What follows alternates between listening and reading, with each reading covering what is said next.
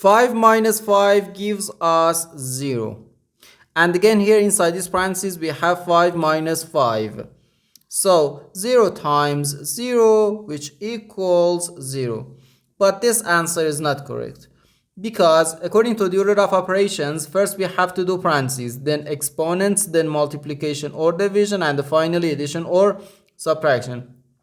Remember that multiplication and division have equal priority and we have to work from left to right. And the same applies to addition and subtraction. In this expression, we have one subtraction, one multiplication, and one parenthesis. Inside this parenthesis, we have one subtraction.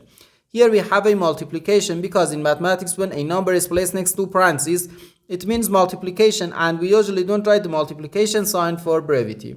Okay, so according to the PEMDAS, first we have to do this parenthesis, then this multiplication, and finally this subtraction. If we do this subtraction before this multiplication or this parenthesis, it is wrong.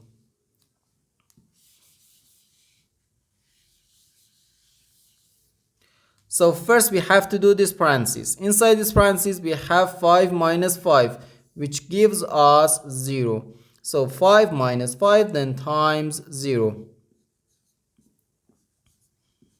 Now we have one subtraction and one multiplication. According to the PEMDAS, multiplication has higher priority than subtraction because multiplication comes before subtraction. So here first we have to do this multiplication. 5 times 0 is just 0. So 5 minus 0 equals 5. And this is our final answer to this problem.